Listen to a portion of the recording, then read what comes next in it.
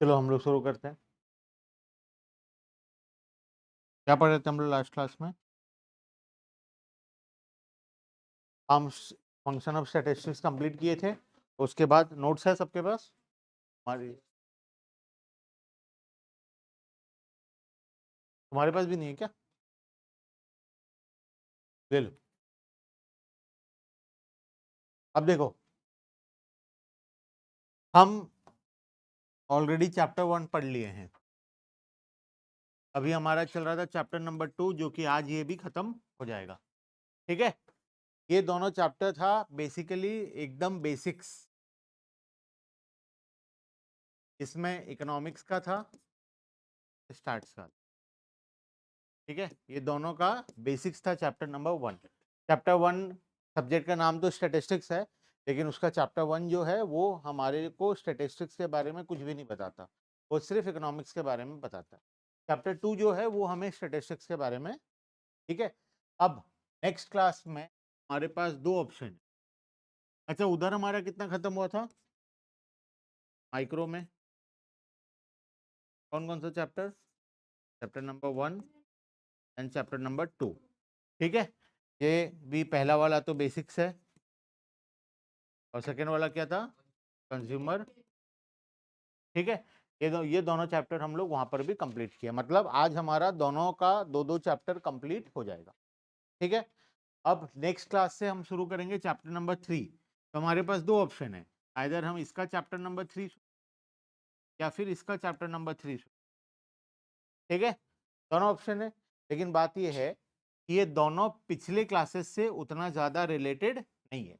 ठीक है, इसका जो चैप्टर 3 है का ये चैप्टर 2 और चैप्टर 1 से उतना ज़्यादा लेना देना नहीं। इसका जो चैप्टर 3 है इसका भी ये दोनों से उतना ज़्यादा लेना देना नहीं है। तो अगर चैप्टर अभी तक का कोई क्लासेस मिस हुआ है, क्लासेस नहीं किए हो, छूट गया है, कुछ भी हुआ है, तो उसको तो बाद में अपडेट किया जा सकता है, लेकिन चैप्टर नंबर 3 से मतलब नेक्स्ट क्लास से रेगुलरली क्लासेस करके तुम आराम से आगे कंटिन्यू कर सकते हो। ठीक है, इजीली। अब देखो, क्या पढ़ना चाहोगे? स्टार्ट्स पढ़ना चाहोगे या माइक्रो? क्या पढ़ेंगे बताओ, स्कूल में क्या पढ़ाए हैं? पता तो होगा क्या पढ़ाई हो रहा है, क्या चल रहा है। स्टार्ट्स का चैप्टर कितना तक चला गया? ग्राफ तक पहुंच गए, वो हाफ ईयरली खत्म होने के बाद आता है ग्राफ। ग्राफ पहुंच चुके हैं ऑलरेडी। ठीक है, और बाकी लोग का कुछ आइडिया? तो ज्वाइन नहीं किया शायद स्कूल को ऐसा अभी तक, बाकी तीनों शुरू नहीं हुआ है। दोनों संस्कार ना छोड़ो। इधर विकास, तुम्हारा विकास केवी क्या पढ़ा रहे हैं? केवी अच्छा शुरू ही नहीं हुआ है तुम्हारा, तो केवी भी तुम्हारा संस्कार। ठीक है, तो विकास का ही है हमारे पास डेटा, उसके अकॉर्डिंग वो लोग स्टार्ट्स पढ़ रहे हैं। तो हम भी एक काम करेंगे, नेक्स्ट क्लास में चैप्टर 3 स्टार्ट्स का ही शुरू करें। ठीक है, उसके बाद इसका 3 पढ़ने के बाद फिर इसका 3 पढ़ लेंगे। दोनों का एक एक चैप्टर हम लोग पढ़ते जाएंगे। ठीक है, चलो अब देखो, इसका आखिरी का कुछ टॉपिक बाकी है। ठीक है, आ जाओ नोट्स में। नोट्स है? नहीं, भूल गए? लो,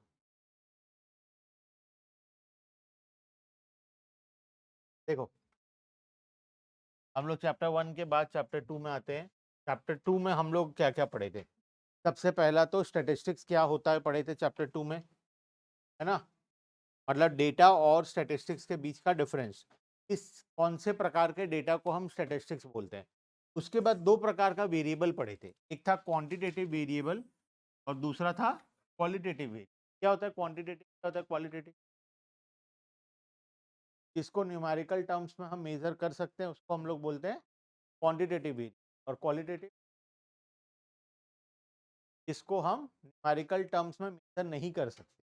ठीक है, मतलब एग्जाम्पल दे सकते हो, न्यूमेरिकल वाला तो बहुत एग्जाम है, पहले हाइट है, वेट है, डिस्टेंस है, टाइम है, ये सारी चीज़ों को हम एग्जैक्टली न्यूमेरिकल टर्म्स में मेजर कर सकते हैं।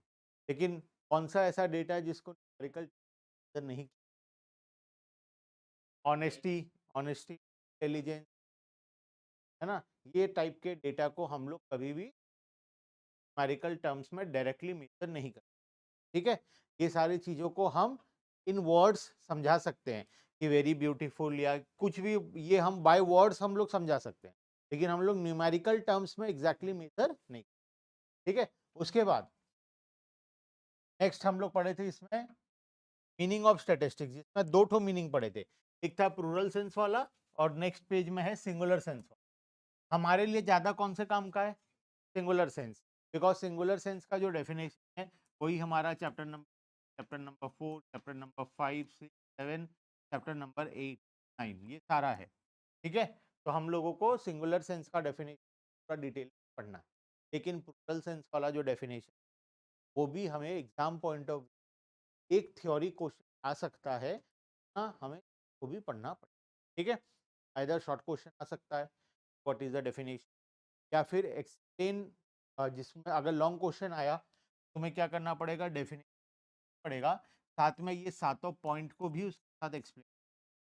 अगर मान लो 5 मार्क्स में वाले पूछ बाई चांस, ये थोड़ा सा चांसेस कम रहता है। ठीक है, ये वाला डेफिनेशन ज्यादा इंपॉर्टेंट है, ये अक्सर एग्जाम में देख। ठीक है, आगे चलें। उसके बाद हम लोग पढ़े थे functions of statistics last class में। तो हमारे लिए स्टैटिस्टिक्स क्या किस काम का है, या स्टैटिस्टिक्स को हम लोग क्यों यूज कर। पहला तो है डेटा को सिंप्लीफाई करने की। अगर हमारे पास बहुत ज़्यादा डेटा है या कॉम्प्लेक्स नेचर का डेटा है, हम अगर उसको सिंप्लीफाई करना। ठीक, सेकंड था डेफिनाइट फॉर्म में प्रेजेंट करने के लिए। डेफिनाइट फॉर्म का मतलब, डेफिनाइट फॉर्म का मतलब होता है कि हम जब भी कोई चीज को प्रेजेंट करते हैं, अगर हम विथ डेटा प्रेजेंट करें तो वो लोग सामने वाला हमारी बातों पे ज्यादा भरोसा, है ना। अगर मैं बोलूँ mister x is intelligent person, लेकिन तुम खाली बोलूंगा तो शायद तुम लोग नहीं मानोगे, लेकिन अगर मैं उसके साथ उसका डेटा ऐड कर दूं कि वो गोल्ड मेडलिस्ट है, वो 12th क्लास में इतना टॉपर आया था, वो ये टॉप किया यहाँ पर, ये ऐसा, अब वो बिलीव हो जाएगा तुम्हें मेरी बातों पर कि वो सच में टॉपर है ना। तो जब भी हम किसी फैक्ट के साथ डेटा को ऐड करते हैं तो वो फैक्ट बहुत ज़्यादा बिलीव करने के लायक हो जाता है। ठीक है, तो अगर हमें किसी को किसी चीज़ के बारे में भरोसा दिलाना है तो हम वहाँ पर स्टैटिस्टिक्स का यूज़ कर सकते हैं, हम वहाँ पर डेटा का यूज़ कर सकते हैं। ठीक है, उसके बाद तीसरा था कंपैरिजन कर, कोई भी दो चीज़ों को कंपेयर करने के लिए हमें लगता है स्टैटिस्टिक्स। जैसे मान लो मैं क्लास 10th एग्जाम अभी खत्म हुआ है तुम्हारा, 10th के 10th कौन एग्जाम में ज़्यादा अच्छा परफॉर्म, कैसे पता लगाओगे? क्या सभी बच्चों का मार्क्स कंपेयर करोगे? पॉसिबल है? नहीं है। कोई बच्चा होगा अकाउंट्स में, हमारे अकाउंट्स साइंस में और ईवीएस है क्या, नहीं एसएसटी, एसएसटी में या साइंस में कोई बच्चा किसी में ज़्यादा लाया होगा, किसी में कम लाया होगा, तो इसको कंपेयर करने का तरीका क्या है, यहाँ का एवरेज निकालो, यहाँ का एवरेज निकालो, और दोनों को एवरेज को कंपेयर करो, है ना। क्या एवरेज निकालने को स्टैट्स बोलते हैं, स्टैटिस्टिक्स। ठीक है, स्टैटिस्टिक्स को हम यूज करते हैं जब हमें किसी को लोगों के बारे में कंपैरिजन। ठीक है, उसके बाद चौथा पॉइंट पढ़े थे, अगर कोई प्लानिंग या पॉलिसी करना है तो काम आएगा। फ्यूचर के बारे में पता लगाना है, हेल्प होगा, कैसे काम आएगा, अगर फ्यूचर के बारे में पता लगाना है, हम फ्यूचर के बारे में पता तभी लगा सकते हैं पास पास्ट का डेटा हो। मैं बोलूंगा मिस्टर ए या किसी कंपनी सेल्स 2010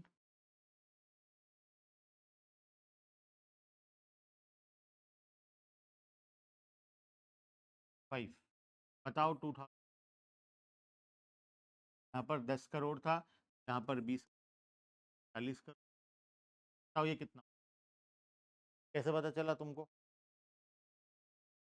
प्रीवियस डेटा को देखे तुम, देखे कि प्रीवियस ईयर 100% का ग्रोथ, 5 ईयर्स सेल्स क्या हो रहा है, डबल हो रहा है, 100% का ग्रोथ, यहाँ से यहाँ का ग्रोथ, तो हमें बार भी 100% का ग्रोथ आ सकता है। क्या गारंटी आएगा? क्या ज़रूरी है? कोई ज़रूरी नहीं, गारंटी नहीं। लेकिन फिर भी हम फ्यूचर का पता लगाने के लिए पास्ट के डेटा को अगर हमारे पास ये डेटा नहीं और मैं बोलता पता लगाओ कि 2030 का सेल्स, कैसे पता लगाते तुम? पॉसिबल है ना? तो पास फ्यूचर के बारे में फोरकास्ट करना मतलब फ्यूचर का पता लगाने के हमें पास्ट का डेटा, ठीक है, कास्टिंग के हाइपोथेसिस तो बताया था तुम्हें, लेकिन एक बहुत ही इंपॉर्टेंट कॉन्सेप्ट होता है जब तुम किसी को गलत प्रूफ करना चाहते हो वहां पर हाइपोथेसिस, ठीक है। ये डेटा की मदद से हम लोग क्या करते हैं, किसी को अगर गलत प्रूफ करना है तो वो हम लोग कर सकते हैं, ठीक है। और आखिरी, तो एनलार्ज इंडिविजुअल नॉलेज है ना, हम अपने नॉलेज को और एक्सपीरियंस को ग्रो करने के लिए हेल्प लेते हैं। क्लियर है बात? ये सारा था हमारा फंक्शन, हम लोग मेनली यहाँ तक पढ़े थे, ठीक है। अब आते हैं नेक्स्ट इंपॉर्टेंट टॉपिक जो है importance of statistics. Last class में शुरू किए थे लेकिन पढ़ नहीं पाए।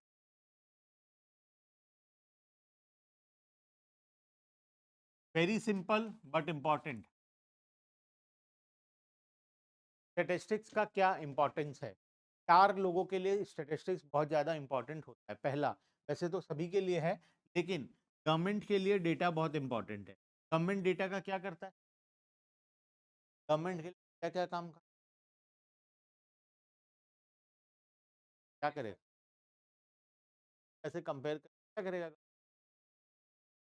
गवर्नमेंट जब भी कोई नया पॉलिसी या कोई रेगुलेशंस लेकर आता है, पॉलिसीज या प्रोग्राम्स लॉन्च करता है, तो लॉन्च कर वो क्या करता है, डेटा का एनालिसिस, ठीक है। जैसे मान लो अभी गवर्नमेंट एक पॉलिसी लेकर आया, वो कुछ चीज फ्री में डिस्ट्रीब्यूट या सब्सिडी देगा। मान लो गवर्नमेंट बोला एलपी क्या करेंगे, सब्सिडी का 10% का सब्सिडी। नॉर्मली एक एलपीजी का प्राइस 1000 रुपये है, गवर्नमेंट क्या करेगा, 10% का, ठीक है। ये पॉलिसी बनाने से पहले क्या गवर्नमेंट कुछ सोचा होगा या बिना सोचे ऐसे ही मन किया अकाउंट और अगले दिन सुबह आकर माइक, क्या ऐसा होता है? गवर्नमेंट डिमोनेटाइजेशन, डिमोनेटाइजेशन याद है वो 500 और 1000 वाला नोट को बंद किया, गवर्नमेंट अचानक से रातों रात बंद कर दिया इसको? हमारे लिए था रातों रात अचानक से, क्योंकि हमें नहीं पता था बंद होने वाला है, लेकिन गवर्नमेंट पहले क्या किया होगा, उसकी सर्च किया, डेटा एनालिसिस है कि पूरे इंडिया में कितने 500 है, वो बंद होगा तो क्या इम्पैक्ट होगा, चाहे वो एनालिसिस गलत क्यों ना हो या सही हो, कुछ भी हो, लेकिन गवर्नमेंट पहले एनालिसिस तो किया है। गवर्नमेंट पहले डेटा का हेल्प से पहले एनालिसिस किया, फिर वो डिसीजन लेकर आया। गवर्नमेंट जीएसटी, क्या वो ऐसे ही जीएसटी ले आया बिना सोचे समझे? गवर्नमेंट कोई भी काम करने से वो कभी भी ऐसे ही काम नहीं करता, के पीछे क्या होता है, डेटा कलेक्शन होता है, डेटा का एनालिसिस होता है, डेटा एनालिसिस के बाद उस पर्टिकुलर डिसीजन का क्या इम्पैक्ट होगा, ये सारी चीजों के बारे में पता, वो होने के बाद जब गवर्नमेंट को लगता है कि नहीं ये डिसीजन, तब वो गवर्नमेंट, क्लियर है बात? तो गवर्नमेंट के लिए इंपॉर्टेंट है, बहुत ज्यादा इंपॉर्टेंट। सोचो तुम 10% का सब्सिडी गवर्नमेंट डिसाइड किया, गवर्नमेंट पहले क्या किया होगा, कितने लोग सिलेंडर यूज कर रहे हैं, सिलेंडर कितना ठो हर महीने का है। मान लो गवर्नमेंट को 10 लाख सिलेंडर हर महीने सेल हो रहा है, एक सिलेंडर में 100 रुपए का सब्सिडी, गवर्नमेंट को हर महीने 10 करोड़ रुपए का सब्सिडी। तो क्या गवर्नमेंट ये अफोर्ड कर सकता है? अगर गवर्नमेंट ये अफोर्ड कर सकता है, गवर्नमेंट इस पॉलिसी को अप्रूव, गवर्नमेंट को लगेगा कि नहीं 10 करोड़ रुपए का सब्सिडी बहुत ज़्यादा हो जा रहा है हर महीना, गवर्नमेंट इसको 5% किया हो जाएगा 5 करोड़। अब लगा गवर्नमेंट को नहीं 5 करोड़ अमाउंट ठीक है, तो अब वो 5% को, बात समझ में आए? तो हर एक कोई भी डिसीजन गवर्नमेंट जब लेता है तो वो उसके पीछे क्या करता है, डेटा एनालिसिस, ठीक है। पढ़ लो एक बार, गवर्नमेंट के इंपॉर्टेंट है। एक पैराग्राफ है, फटाफट से पढ़ लो। बेसिकली यहाँ पर 3 पॉइंट्स दिए, पढ़ लो।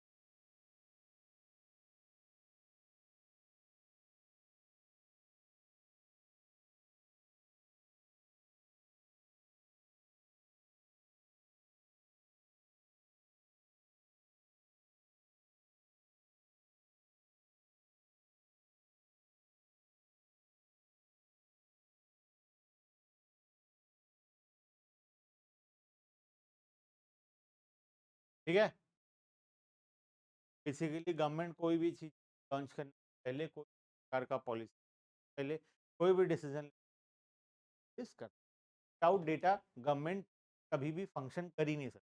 गवर्नमेंट को जब तक पॉपुलेशन, सोचो ना, पॉलिटिकल पार्टीज जो होते हैं, अब वो जब इलेक्शन के लिए वोट मांगने जाते हैं, तब भी तो वो पूरा लिस्ट लेकर आते हैं वोटर का, कौन से गली में लोग रह रहे हैं, किस रह रहे हैं, जो आकर घर घर घूमकर वोट मांगते, वो भी तो डेटा है। जब वो इलेक्शन लड़, मतलब जीत कर अभी तक आए नहीं है, उससे पहले ही वो लोग डेटा एनालिसिस कर लिए, उससे पहले ही वोटिंग के लिए ही वो लोग पहले ही डेटा निकाल कर एनालिसिस कर लिए। क्लियर है बात? नेक्स्ट, इकोनॉमिक्स में क्या इंपॉर्टेंस है, बताओ। इकोनॉमिक्स में डेटा का क्या काम? माइक्रो इकोनॉमिक्स पढ़े थे चैप्टर 1 एंड 2, बताओ उसमें डेटा कहाँ पर? माइक्रो का चैप्टर 1,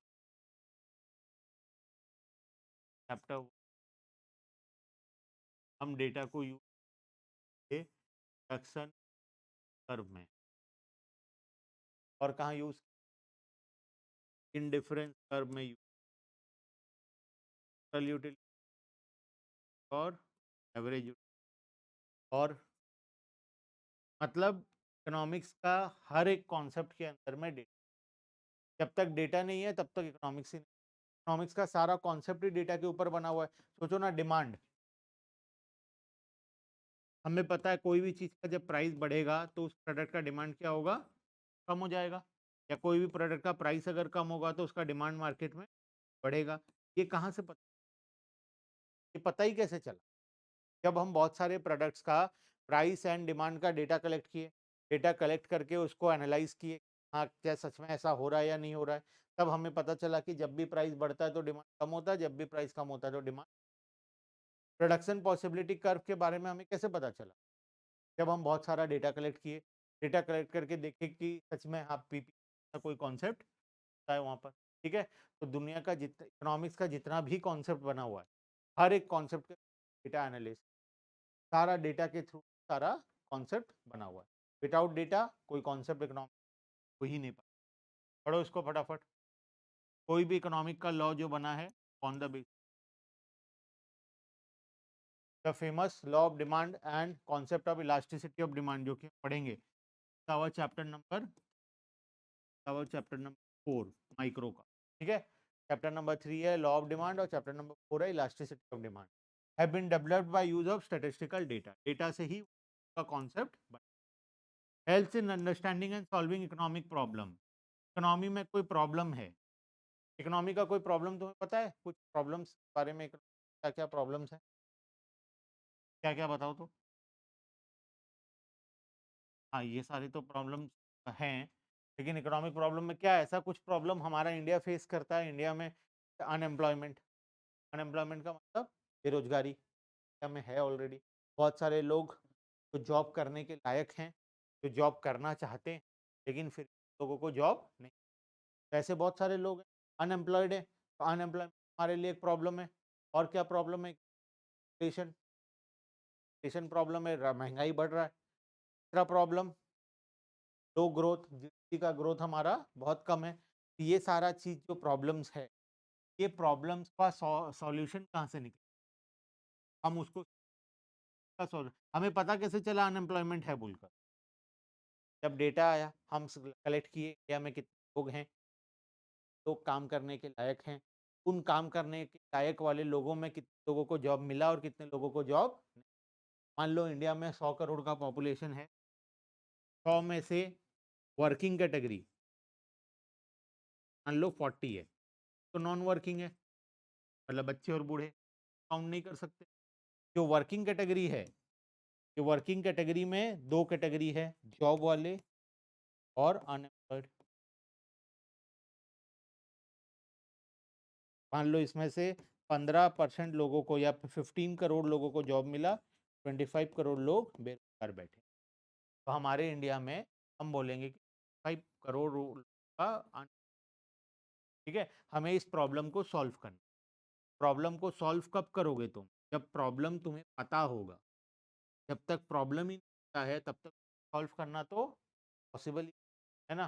तो प्रॉब्लम पता कैसे चलेगा? जब डेटा एनालिसिस, डेटा से ही तो पता चला कि हाँ सच में करोड़ लोगों का अनएम्प्लॉयड ये प्रॉब्लम है, इसको सॉल्व करना है।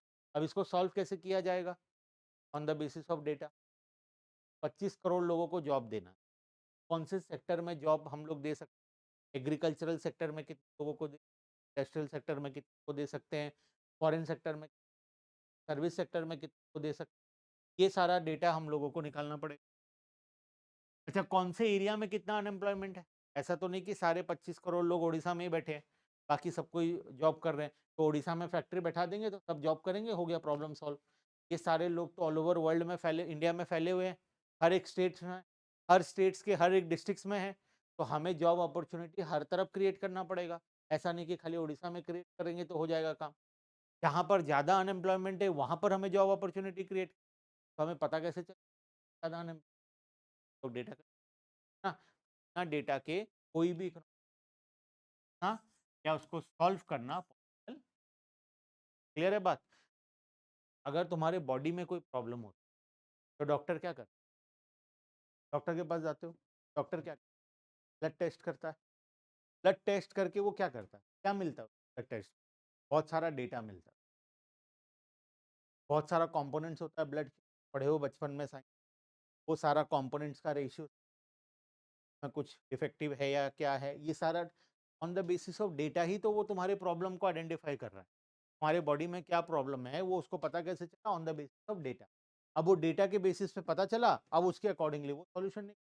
ठीक है। वैसे ही इकोनॉमी का प्रॉब्लम भी पता कैसे चला? On the basis of data. जब तक हम डेटा कलेक्शन करके उसका एनालिसिस नहीं करेंगे तब तक हमें कभी सॉल्व।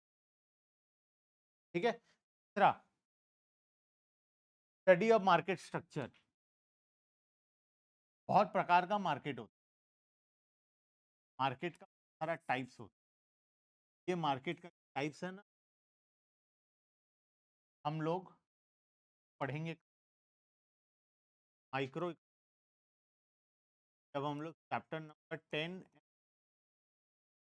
लास्ट का 2 चैप्टर, पूरा सिलेबस का लास्ट का 2 चैप्टर, वो चैप्टर ही है हमारा मार्केट स्ट्रक्चर के बारे में।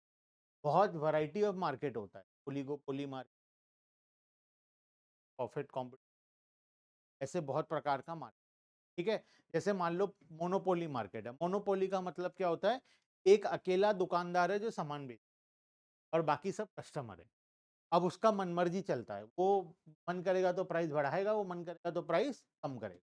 ना उसका कोई कॉम्पिटिटर है और ना कोई उसके प्रोडक्ट का कोई अल्टरनेट सॉल्यूशन है। लोगों लोगों को मजबूरी में उसका प्रोडक्ट खरीदना ही पड़ेगा, कोई ऑप्शन उनके पास। ठीक है। इस प्रकार के मार्केट को बोलते हैं हम। ठीक है। कोई example monopoly market? Grocery shop,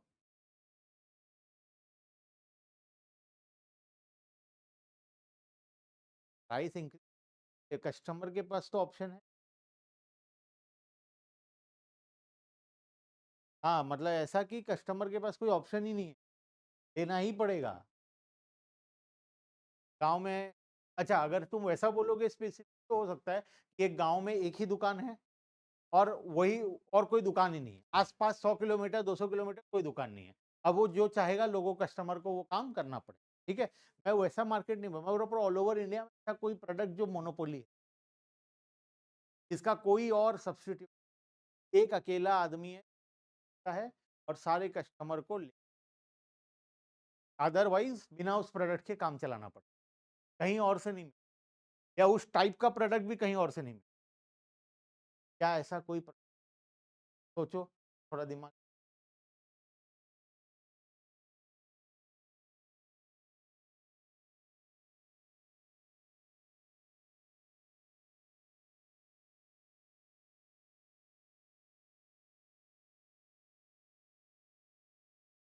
बताओ, कोई भी ऐसा प्रोडक्ट हमारे नॉलेज,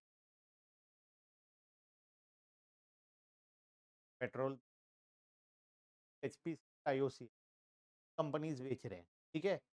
के बाद अभी और प्राइवेट कंपनीज भी आ गए हैं, जियो आ गया है, ऐसे और बहुत सारे कंपनी।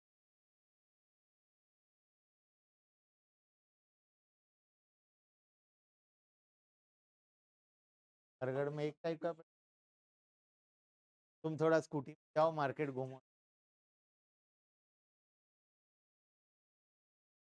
हाँ बोलो, मतलब मैं बोल रहा हूँ उस टाइप का प्रोडक्ट भी दूसरा आदमी नहीं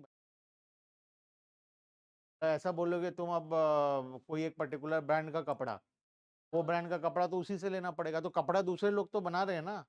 ऐसा नहीं तो नहीं कि वो नहीं लेंगे तो हम बिना कपड़ा के रहेंगे, उसको तो कपड़ा दूसरा आदमी तो बना ही रहा है।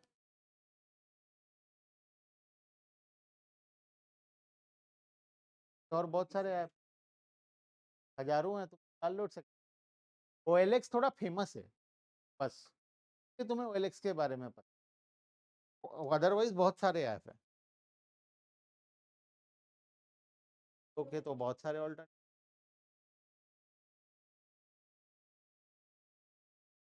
हाँ बताओ कंपनी, लेकिन सेम टाइप का प्रोडक्ट दूसरा कंपनी में ऐसा गवर्नमेंट बना रहा है, हाँ ठीक है, बोल सकते हो ऐसा। RBI खाली पब्लिश कर रहा है पैसा, ठीक। इंडियन रेलवे उसका कोई ऑल्टरनेट नहीं। इंडिया में जितना ट्रेन है वो इंडियन, तुम चाहकर भी दूसरा ट्रेन नहीं चला सकते। मुकेश अंबानी भी चाहेगा तो वो अपना खुद क्या करना पड़ेगा, भाड़े में लेना, इंडियन रेलवे से ही लेना पड़ेगा, कोई और अल्टरनेटिव नहीं है। तुम्हें यहाँ से दिल्ली जाना है ट्रेन में, तो इंडियन रेलवे ही ऑप्शन है। का रोड का रेलवे बोर्ड, इंडियन रेलवे जो है वो एक लौता कंपनी है इंडिया में जो कंप्लीट मोनो, मतलब अगर ट्रेन का फैसिलिटी तुम्हें करना है तो कोई और ऑल्टरनेट, सिर्फ कोई और कंपनी भी नहीं है जो अपना प्राइवेट ट्रेन चला रहा हो, कोई और ट्रेन वाला ऑल्टरनेटिव नहीं है। ट्रेन का काम अगर करना है, या तो फिर बिना ट्रेन के तुम रोड से जाओ या फ्लाइट, बिना उसके रहना पड़ेगा। और अगर ट्रेन चाहिए तो वो इंडियन रेलवे का, और कोई का, बात समझ में? ऐसा डुओपोली मार्केट होता है या ओलिगोपोली मार्केट होता है, जहां पर कुछ सेलर्स होते हैं, मतलब दो तीन दुकान वाले हैं जो बेच रहे हैं, ठीक है, दो तीन दुकान वाले हैं जो बेच रहे हैं, खरीदने वाले बहुत सारे हैं। ऐसा कोई मार्केट, बेचने वाले दो, मतलब दो तीन ब्रांड्स ही हैं, दो तीन कंपनीज ही हैं, तो वो प्रोडक्ट को बना रहे हैं और बाकी पूरे कस्टमर सारे उसको खरीद, वो ओलिगोपोली, ओलिगोपोली मतलब फ्यू सेलर्स का मतलब या तो तीन या तो चार, दो तीन चार ऐसे सेलर्स हैं, ठीक है, और बायर्स बहुत सारे। मेट्रो कैसे हो सकता है, पेट्रोल कैसे, हाँ पेट्रोल हो सकता है इसमें, ये ओलिगोपोली में हो सकता है, क्योंकि तीन चार मान लो पेट्रोल पंप भी है, ब्रांड्स है। अभी तो हो गए हैं 7-8, लेकिन अभी से 3-4 साल पहले तीन ही ब्रांड थे, HPCL, IOCL और BPCL, ठीक है, लेकिन अब प्राइवेट कंपनी आ गए हैं। और कोई सिम कार्ड कितने कंपनी, एयरटेल, जियो और होगा जब होगा, अभी कंपनीज का आ रहा है। अगर तुम्हें फोन करना है, अगर तुम्हें मोबाइल फोन यूज करना है, इंटरनेट यूज करना है, तो तीन केवल के अलावा और कोई ऑप्शन तो है, के अलावा और कोई ऑप्शन, तो ये तीन कंपनीज है सर्विस प्रोवाइड कर रहे हैं, और बायर्स बहुत सारे हैं ऑल ओवर इंडिया इन्हीं से, ठीक है। ऐसे होता है परफेक्ट कॉम्पिटिशन। परफेक्ट कंपटीशन मतलब जहां पर बहुत सारे सेलर्स हैं और बहुत सारे बायर्स, सेलर भी बहुत सारे हैं, बायर्स भी बहुत सारे हैं, दोनों सेम प्रोडक्ट ही बेच रहे हैं, सारे सेलर सेम प्रोडक्ट बेच रहे हैं, बायर्स आ रहे हैं से भी खरीद रहे हैं, उनको कोई मतलब।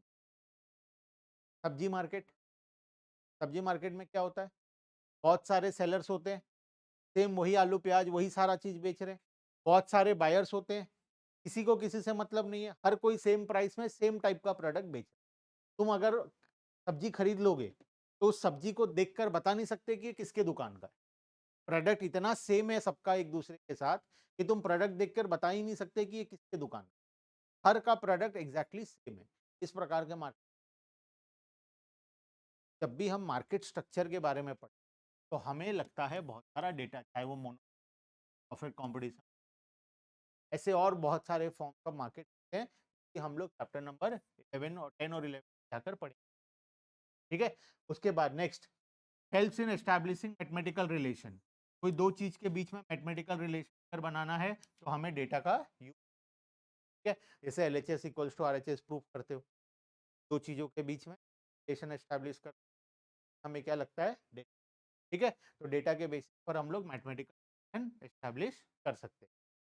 Useful to study behaviour of different economic concept, अलग अलग प्रकार के इकोनॉमिक कॉन्सेप्ट के बारे में पढ़ने के लिए हम लोग को डेटा का यूज, जैसे कि प्रोडक्शन के बारे में, कंजम्पशंस का data, money in circulation, economy में कितना पैसा सर्कुलेट हो रहा है, बैंक्स के पास कितना रुपया डिपॉजिट्स है, ये सारा चीज़ क्या है, डेटा है। इकोनॉमिक कॉन्सेप्ट है, इकोनॉमिक कॉन्सेप्ट को पढ़ने के लिए, समझने के लिए सारी चीज़ों का डेटा।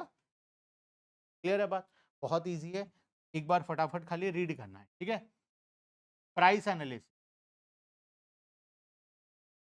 प्राइस एनालिसिस मतलब प्राइस बढ़ेगा तो क्या होगा, प्राइस कम होगा तो क्या होगा, जो कि हम डिमांड चैप्टर में करने वाले। ये भी सारा डेटा हमें कैसे पता चलता है, on the basis of data. ठीक है, प्राइस बढ़ने से डिमांड कम होता है, प्राइस कम होने से डिमांड बढ़ता है, ये सब हमें पता चलता है on the basis of. Clear है बात। नेक्स्ट वाला जो कॉन्सेप्ट है ये गवर्नमेंट के साथ सेम है। गवर्नमेंट जो काम करता है, गवर्नमेंट को ये डेटा चाहिए होता है, इकोनॉमिक प्लानिंग के लिए भी सेम डेटा चाहिए हो। गवर्नमेंट को इकोनॉमी का प्लानिंग करना है, ठीक है, कौन से एरिया में क्या डेवलपमेंट करना है, कहाँ स्कूल बनाना है, कहाँ हॉस्पिटल बनाना है। तो अगर मान लो गवर्नमेंट को कहीं पर स्कूल बनाना है तो वो कैसे पता लगाएगा कहाँ बनाऊँ उसको। मान लो बरगढ़ में स्कूल बनाना है, ठीक है, या उड़ीसा में उसको लगा कि 10 ठो स्कूल बना, तो कौन से डिस्ट्रिक्ट्स में बना, इतने सारे डिस्ट्रिक्ट हैं, हर जगह तो नहीं बना सकता बार में, तो पहले कहाँ पर बनाएगा, जहाँ पर बहुत सारे स्टूडेंट्स का रेशियो ज़्यादा है लेकिन कम है, प्रकार की जगह में गवर्नमेंट अपना स्कूल।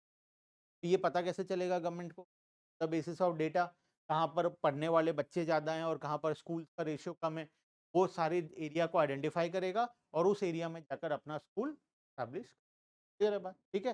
तो कोई भी प्रकार का इकोनॉमिक प्लानिंग करना है गवर्नमेंट को, गवर्नमेंट सबसे पहले क्या करता है, डेटा लेता है।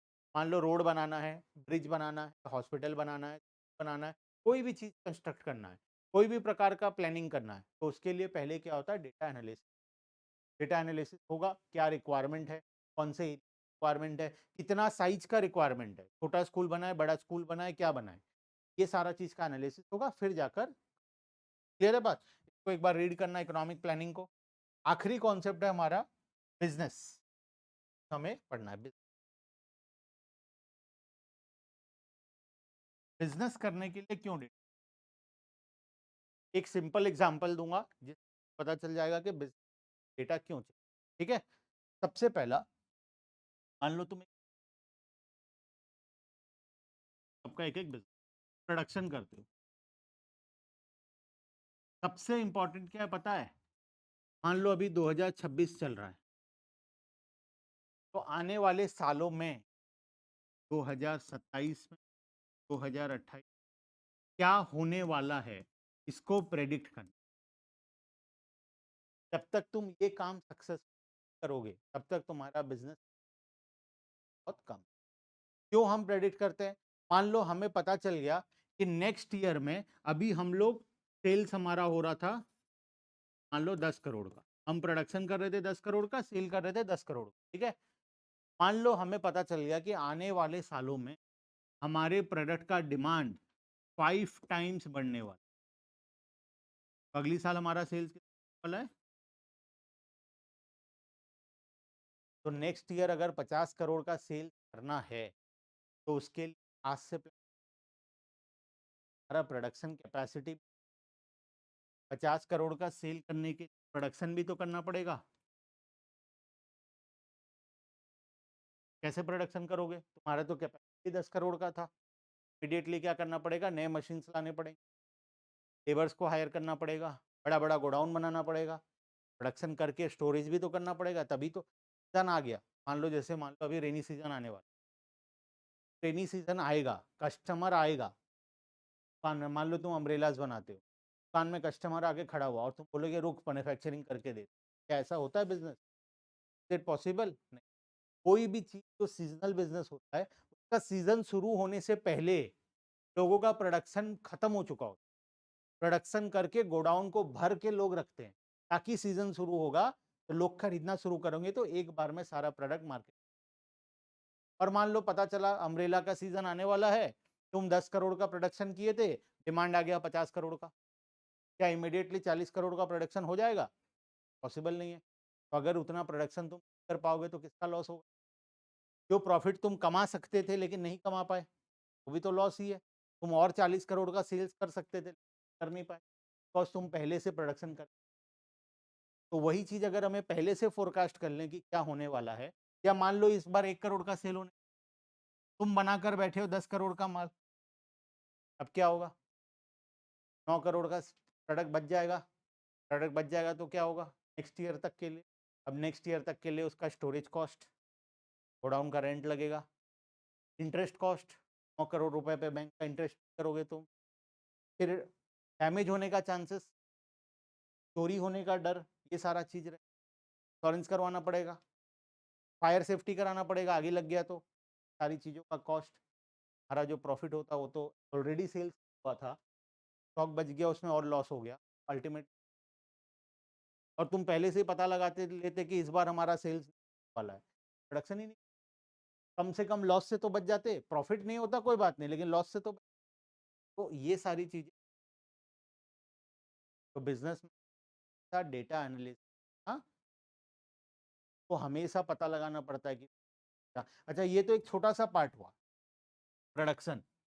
अब प्रोडक्शन कितना करना है जब पता चलेगा तुम्हें, उसके अकॉर्डिंग तुम मशीन्स खरीदोगे। मान लो मशीन चाइना से आता है, चाइना में ऑर्डर देना पड़ेगा, चाइना वाले 1 साल में मशीन बनाकर भेजेंगे तो वो टाइम पीरियड लगेगा, पहले से ऑर्डर देना पड़ेगा मशीन, वो टाइम लगेगा। चलो मशीन आ गया कोई बात नहीं, क्या मशीन अपने आप प्रोडक्शन कर लेगा? लेबर लगेंगे, फिर रॉ मटेरियल तुम जिससे लेते हो उसको भी बताना पड़ेगा कि इस बार 5 टाइम्स ज़्यादा रॉ मटेरियल, पहले तुम 10 करोड़ का प्रोडक्शन के हिसाब से मटेरियल खरीदते थे, अब 50 करोड़ का प्रोडक्शन के हिसाब से मटेरियल, सामने वाला तुम्हें उतना सामान भी तो दे पाना चाहिए, रॉ मटेरियल जो सप्लाई करता है तुम, वो उतना रॉ मटेरियल भी तो दे, उससे भी प्लान पड़ेगा। उसको पता चलेगा कि इस बार रॉ मटेरियल ज़्यादा बिकने वाला है तो वो अपना फैक्ट्री का प्रोडक्शन बढ़ाएगा। ये सारा चीज़ जब होगा तभी अल्टीमेट आउटपुट निकलेगा। तो हमें ये सब चीज़ पहले से पता लगाना, हर एक बिज़नेस को आने वाले दिनों में क्या होने वाला का प्रेडिक्शन हम करते हैं the basis of data. Data analysis कर पाएँगे तब पाएगा डेटा एनालिसिस।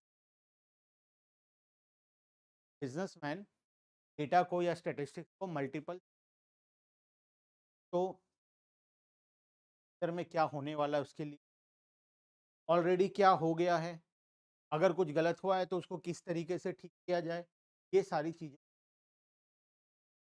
को यूज़, ठीक है? एक बार देखो यहाँ पर फटाफट,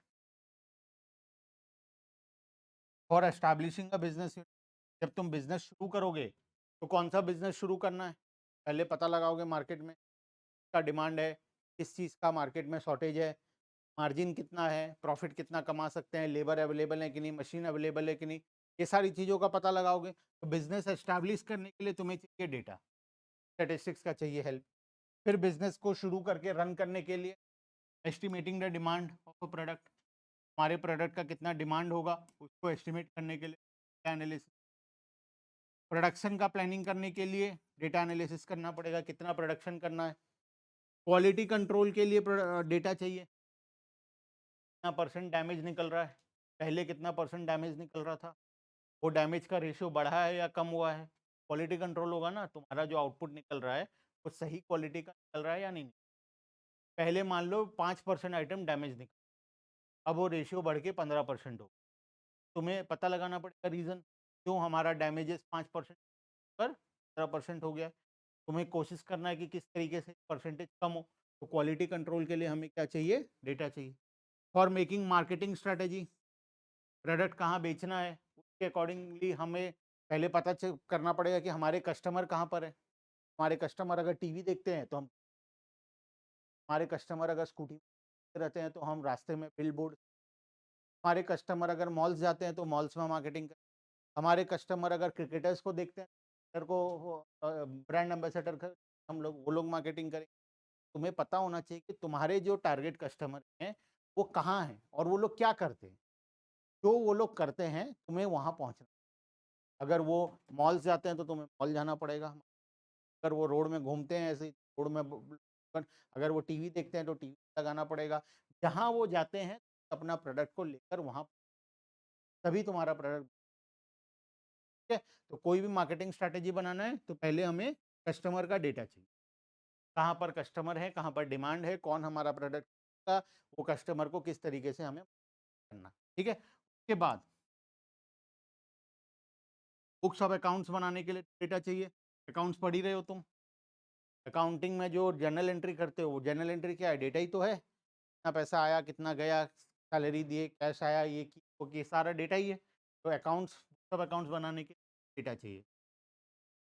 एक दो चीज और है यहाँ से है, यहाँ पे एक लाइन दे दो सब कोई, यहाँ है ना ये टॉपिक चाहिए, ये पॉइंट नंबर 1 है, दिस इज लिमिटेशन, ये टाइपिंग मिस्टेक है। लिमिटेशन ऑफ स्टेट, यहाँ पे हेडिंग दे देना लिमिट। ठीक है, इंपॉर्टेंस हो गया कंप्लीट चारों के लिए, बिजनेस के लिए, गवर्नमेंट के लिए, इकोनॉमिक प्लानिंग के, इकोनॉमिक्स के लिए। यहाँ पर ये जो 4 पॉइंट है ये इसके साथ मिक्स हो गया है। यहाँ से 4 पॉइंट जो है ये लिमिटेशंस ऑफ स्टैटिस्टिक्स हमारा आखिरी टॉपिक, 5 मिनट्स का टॉपिक है, आखिरी टॉपिक।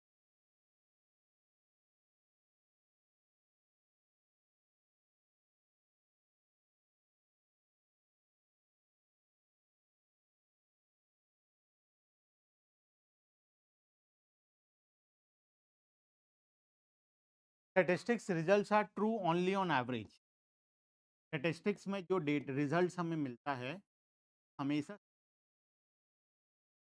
ये एवरेज सही हो। जैसे से 2015 में 25 हर बार डबल हुआ, क्या ज़रूरी है 2030 में डबल होगा? क्या ये गारंटी है कुछ? ऐसा कोई गारंटी है? ऑन एन एवरेज ये हो सकता है ऐसा, ज़रूरी नहीं है वो सही हो। ठीक है? स्टैटिस्टिक्स से जो हमें कंक्लूज़न मिलता है, वो कभी-कभार सही, कभी-कभार गलत होता है। मतलब ऑन एन एवरेज वो सही होता है, लेकिन 100% गारंटी नहीं। ठीक है? Statistics laws are not exact. Statistical laws जो है, वो एग्ज़ैक्ट इन्फॉर्मेशन, वो एक एप्रॉक्स इन्फॉर्मेशन, ठीक है? एग्ज़ैक्ट इन्फॉर्मेशन हम लोगों को प्रोवाइड, ठीक है? ए स्टैटिस्टिकल लॉ और probabilistic inference based on them only are approximate and not, clear है बात? मतलब अगर हम क्या के मदद से पता लगाएं कि आने वाले दिनों में 50, जरूरी नहीं एग्जैक्टली 50, कम भी हो सकता, भी हो सकता है। ठीक है, तो जो स्टेटिस्टिक्स से हमें आउटपुट नहीं, एक तो पहली बात उसका कोई गारंटी नहीं वो सही होगा या नहीं होगा। दूसरी बात, अगर वो सही हो भी रहा है तो ये भी जरूरी नहीं वो एग्जैक्टली सही होगा, वो ऊपर नीचे भी हो सकता है। ठीक है, only experts can make best possible use of statistics. Statistics को प्रॉपर्ली अगर करना है, एक्सपर्ट बनना, हमारे जैसे लोग, हम लोग जो सिर्फ स्टैटिस्टिक्स को हमारे एजुकेशन पर्पस में यूज, हम लोग स्टैटिस्टिक्स को प्रॉपर्ली, स्टैटिस्टिक्स का प्रॉपर होता है वो एक्सपर्ट्स करते हैं। वेदर फोरकास्टिंग वाले, वेदर फोरकास्टिंग में पता है पहले से बता देता है बारिश होने वाला है, कैलामिटी वाला है, ये वो पहले से आ जाता है, थोड़ा बहुत सारे केसेस में पहले से आ जाता है। तो ये कैसे पता डेटा डेटा के बेसिस पर वो फोरकास्टिंग कर, और वो एक्सपर्ट्स हैं, इसीलिए उनका एक्सपर्ट का जो नॉलेज है उसके बेसिस पर वो लोग अच्छे तरीके से फोरकास्टिंग कर पाते हैं। ठीक है, तो experts can make best possible job. और आखिरी, statistical data should be uniform and homogeneous. Statistics में यूनिफॉर्म एंड होमोजेनियस डेटा को ही यूज करते हैं हम। होमोजेनियस मतलब एक जैसा, जो डेटा एक दूसरे से मैच कर। हम दो चीजों को कंपेयर तभी कर पाएंगे जब वो एक दूसरे से कंपेरेबल होगा, एक दूसरे का एक जैसा डेटा हो। अगर वो कंपेरेबल ही नहीं है, अलग अलग टाइप का डेटा है, तो उसको कंपेयर ही नहीं कर, तो उसको हम लोग स्टैटिस्टिक्स में सिर्फ होमोजेनियस डेटा यूज होता है। हेट्रोजीनियस डेटा कभी भी स्टैटिस्टिक्स, तो हेट्रोजीनियस डेटा का क्या करेंगे, को पहले हम ऐसे कन्वर्ट करेंगे। मान लो स्कूल में 1000, मैं 1000 मैथ्स का मार्क्स कलेक्ट करने बोला। ठीक है, तुम क्या किए, सबका मिक्स करके डेटा कलेक्ट कर, पहला में क्लास 1 का बच्चा है, दूसरे क्लास 10 का है, फिर क्लास 5 का है, 3 का, 2, सबका मिक्स है। 1000 बच्चे का नाम है, उनका मैथ्स का मार्क्स। क्या तुम एक दूसरे के साथ कंपेयर कर, क्या क्लास 1 का बच्चा का मार्क्स क्लास 10 के बच्चे के मार्क्स के साथ कंपेयर किया जा सकता है? नहीं। हम ये हेट्रोजीनियस डेटा है। अब हम इसको होमोजीनियस कैसे बनाएंगे, पहले अलग अलग करेंगे, क्लास वाइज अलग अलग करेंगे। क्लास 1 का डेटा अलग, 2 का अलग, 3 का, 4 का, 5 का। अब क्लास 1 में फिर सेक्शन ए का अलग, बी का अलग, और सेक्शन ए का डेटा को बी के साथ कंपेयर करेंगे, तब कंपेरेबल होगा वो डेटा। अब वो क्या बन गया, होमोजीनियस। सेक्शन क्लास 1 का डेटा जो है ये होमोजीनियस है, क्लास 2 का डेटा ये होमोजीनियस है, होमोजीनियस है 4 का। अब ये डेटा जब अलग अलग डिवाइड हो गया, ये हेट्रोजीनियस से होमोजीनियस। बात समझ में आए, पहले जो मिक्स था डेटा, अलग अलग डेटा, अब वो एक टाइप का डेटा एक साथ है। तो हमें स्टैटिस्टिक्स में होमोजीनियस डेटा को यूज, हेट्रोजीनियस डेटा को हम लोग हेट्रोजीनियस पहले होमोजीनियस कन्वर्ट करेंगे। क्लियर है बात? ठीक है, चलो तो यहीं पर कंप्लीट होता है हमारा चैप्टर, और नेक्स्ट पेज में एक छोटा सा टॉपिक है डिस्ट्रेस स्टैटिस्टिक्स करनी है। ठीक है, यहाँ तक पढ़ो, मोर देन सफिशिएंट। क्लियर है बात? चलो नेक्स्ट क्लास में हम लोग आगे का टॉपिक